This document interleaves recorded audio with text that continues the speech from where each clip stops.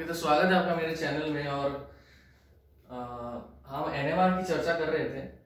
और एनएमआर में पिछले क्लास में हमने क्या देखा था? पिछले क्लास में हमने प्रिंसिपल की बात करी थी। प्रिंसिपल में हमने थोड़ा सा प्रिंसिपल को हमने टच किया था।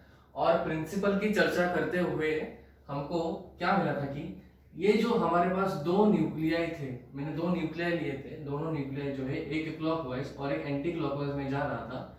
और जब ये स्प्लिट होता है तो एक होता है ग्राउंड स्टेट में और एक होता है एक्साइटेड स्टेट में। और जब मैं रेडियो वेव्स से इसको मैं बॉम्बार्ड करूंगा, जब रेडियो वेव्स इस पर मैं डालूंगा, तब क्या होगा भाई? तब क्या होगा? ये जो न्यूक्लियस नीचे है ग्राउंड स्टेट में, ये ऊपर चला जाएगा और फ्लिप हो जाएगा। ट्रांजिशन होगा, एनर्जी का ट्रांसफर होगा।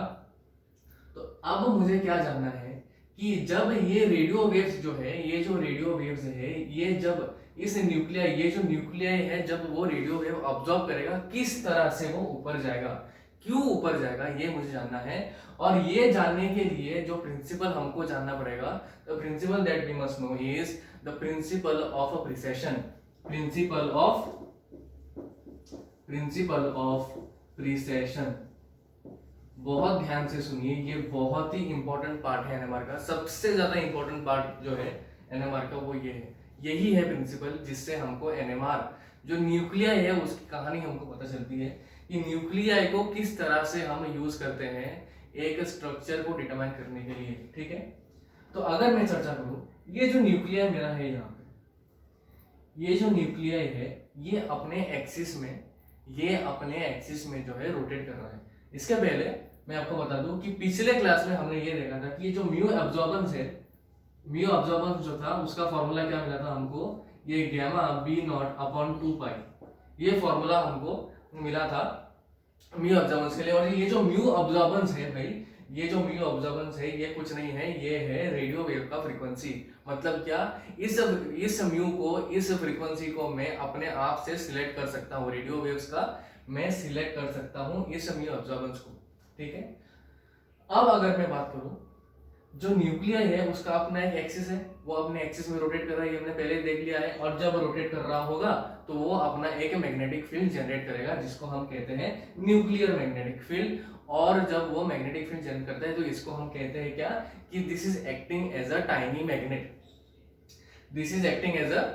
मैग्नेट। अब जब मैं एक एक्सटर्नल मैग्नेटिक फील्ड की बात करता हूँ, न्यूक्लियर मतलब एनएमआर में, जब मैं एक एक्सटर्नल मैग्नेटिक फील्ड में लगाता हूँ, सपोज B0 जो है, ये जब मैं लगाता हूँ, ये जो मैग्नेटिक फील्ड है ये बहुत ही ज्यादा बड़ा है। एग्जाम्पल के लिए अगर मैं लूँ, सपोज एक आयन नीडल, जब एक आयन नीडल को मैं एक लीफ पर रख के उसे मैं पानी के ऊपर रख दूं, तो क्या होता है? अगर ये एक्सपेरिमेंट आप भी करके देख सकते हैं। एक आयन नीडल आप ले लें, नीडल को आप एक लीफ पर रख के उसको एक पानी के ऊपर आप रख दें, वाटर के ऊपर आप रख दे, तो आप देखेंगे कि वो जो आयन नीडल है वो मूव करने लगेगा।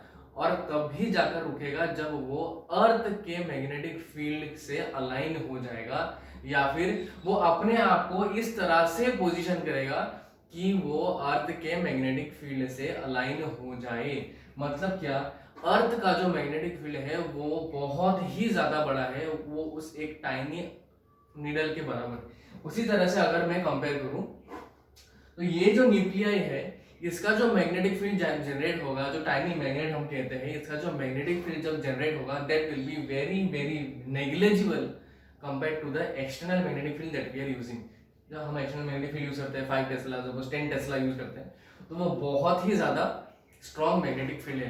तो अब क्या होगा? जब ये एक्सटर्नल मैग्नेटिक फील्ड में लगाऊंगा, तो ये जो न्यूक्लियाई स्पिन हो रहा था, ये जो सीधा न्यूक्लियाई स्पिन हो रहा था, अब वो अपने आप को अलाइन करने लगेगा और वो इस तरह से टिल्ट हो जाएगा।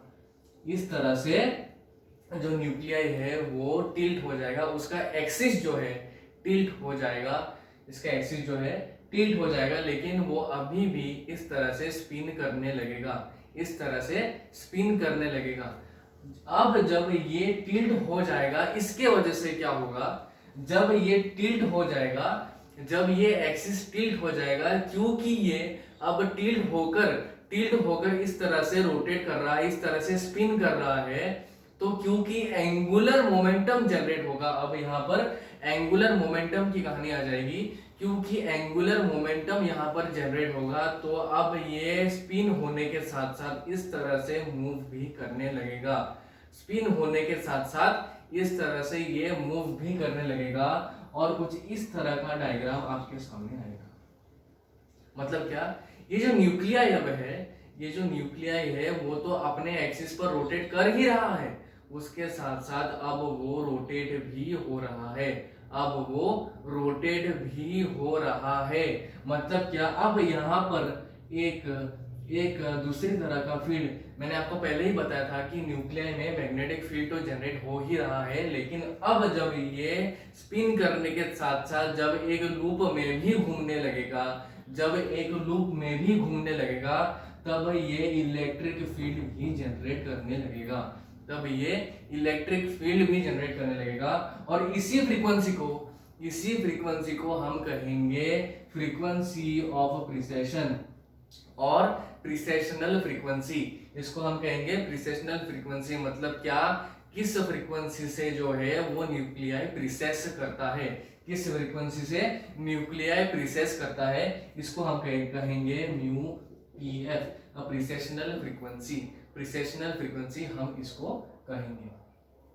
ठीक है, तो अब अगर मैं बात करूं, ये जो म्यू ऑब्जर्वेंस है और ये जो म्यू प्रिसेशनल फ्रीक्वेंसी है, इन दोनों का इक्वल होने के लिए हमें क्या लगेगा, जब ये दोनों इक्वल होंगे, म्यू वन जब म्यू टू से सिमिलर होगा या फिर वेरी क्लोज होगा, वेरी सिमिलर होगा, सेम टू सेम होगा, तब क्या होगा भाई, कपल होगा। और जब कपल होगा, जब ये दोनों फ्रीक्वेंसी सेम होंगे तो कपल होगा। और क्योंकि ये म्यू ऑब्जर्वेंस जो है, दिस इज नथिंग बट ये एक फोटोन है, ये एक एनर्जी का पैकेट है, तो ये अपना एनर्जी जो है वो म्यू प्रिसिशनल फ्रीक्वेंसी को देगा, इस फ्रीक्वेंसी को अपना एनर्जी देगा। और जब इस फ्रीक्वेंसी को एनर्जी देगा तब क्या होगा, ये जो न्यूक्लियस है ये एनर्जी लेकर के ऊपर जाएगा और अपना स्पिन जो है फ्लिप करेगा, यही हमें जानना था कि ये जो न्यूक्लियर है किस तरह से अपना स्पिन फ्लिप करता है। लेकिन अब एक इंपॉर्टेंट बात अगर मैं आपको बताऊं कि अगर मुझे किसी भी दो फ्रीक्वेंसी को कपल करवाना हो, मैं फिर से न्यूक्लियर को लिख देता हूं यहाँ पर, जो न्यूक्लियर इस तरह से स्पिन कर रहा है, ओके, किसी भी, ये म्यू ऑब्जर्वेंस है और ये म्यू प्रिसेशनल फ्रीक्वेंसी है, ये मुझे पता है कि ये ईएमआर है, इसका इलेक्ट्रिक फील्ड भी है, इसका मैग्नेटिक फील्ड भी है। ये जो है ये ईएमआर नहीं है, ये जो है प्रिसिशनल फ्रीक्वेंसी जो है, this is the frequency of the nucleus, जो न्यूक्लियस जनरेट कर रहा है ये वो फ्रीक्वेंसी है। इसके पास भी हमने देखा कि इलेक्ट्रिक फील्ड है, क्योंकि ये एक लूप में घूम रहा है हब, और मैग्नेटिक फील्ड तो वही होगा ही, क्योंकि वही तो इसका प्रिंसिपल है, जब एक्सिस में घूमता है तब मैग्नेटिक फील्ड तो जनरेट होता ही है। लेकिन अगर मैं आपको याद दिलाऊं, पहले लेक्चर में तो हमने देखा था कि ईएमआर जो होता है उसमें जो इलेक्ट्रिक फील्ड और मैग्नेटिक फील्ड जो था वो परपेंडिकुलर था और ये ऑसिलेटिंग बिहेवियर दिखा रहा था। मतलब क्या, ये एक ऑसिलेटिंग बिहेवियर दिखा रहा था। और ये जो है अब फिलहाल के लिए ये जो इलेक्ट्रिक फील्ड जनरेट हो रहा है हर जगह पे, ये एक कांस्टेंट इलेक्ट्रिक फील्ड जनरेट हो रहा है। मतलब क्या, इन दोनों के कंपोनेंट्स जो होंगे वो अलग अलग होंगे, और अगर कंपोनेंट्स अलग होंगे तो कपल नहीं कर पाएगा। कपलिंग के लिए ये बहुत ही जरूरी है कि जो फ्रीक्वेंसी हो वो सेम हो, और जो कंपोनेंट्स होंगे उस रेडिएशन के या फिर उस फ्रीक्वेंसी के जो कंपोनेंट्स होंगे वो भी सेम होने चाहिए, तभी वो कपल करेगा। तो अब मैं आपको बताऊं तो यहाँ पर स्पिनिंग खत्म नहीं हो रहा है। जब ये यहाँ पर ऐसे करने लगेगा, जब ये यहाँ पर ऐसे रोटेट होने लगेगा न्यूक्लियस मेरा, साथ ही में ये स्पिन भी कर रहा है, ये एक तरह से रोटेट नहीं होगा, ये कॉन्स्टेंटली ऐसे रोटेट नहीं होगा। इसको मैं एग्जांपल देने के लिए आपको बताता हूँ, एक स्पिनिंग टॉप जो लट्टू होता है, स्पिनिंग टॉप जिसको हम कहते हैं, आजकल के इसमें बेबलेट भी हमने देखा होगा, जो बेबलेट मिलता है। तो जो स्पिनिंग टॉप जो है, जब स्पिनिंग टॉप है ये स्पिनिंग टॉप जब उसके दो तरह के रोटेशन होते हैं, जब मैं उसको जब स्पीड में घूमता है, जब बहुत ही स्पीड में घूमता है तब तो वो सीधा होता है, लेकिन जब उसका स्पीड जब कम हो जाता है, जब उसका स्पीड कम हो जाता है, जब उसके रोटेशंस कम हो जाते हैं, तब वो इस तरह से घूमने लगता है। और उसका जो टॉप फेस होता है वो एक जगह पे ऐसे नहीं होता, बल्कि वो इस तरह से वो रोटेट होने लगता है। मतलब क्या, एक्सिस से तो रोटेट हो ही रहा है, साथ में वो एक लूप में रोटेट हो रहा है, लेकिन जो लूप है वो कॉन्स्टेंटली ऐसे नहीं जा रहा है, बल्कि वो ऊपर नीचे ऐसे हो रहा है। और जब ऐसे होगा, जब एक वेव में होगा, जब एक वेव में ये रोटेट होगा, तब क्या होगा, तभी ये जो मोशन होगा वो ऑसिलेटिंग हो जाएगा कांस्टेंट से, ये भी ऑसिलेटिंग हो जाएगा। दोनों में ही electric field, magnetic field oscillating है, दोनों में ही सेम तरह के कंपोनेंट्स है। अब ये कपल करने लगेगा, और जब भी कपल करेगा तब भी ये न्यूक्लियर स्पिन करवाएगा, जब भी कपल करेगा तब भी ये न्यूक्लियर स्पिन करवाएगा। तो ये था प्रिसेशन का जो प्रिंसिपल था वो यही था, प्रिसेशन का प्रिंसिपल जो था वो यही था।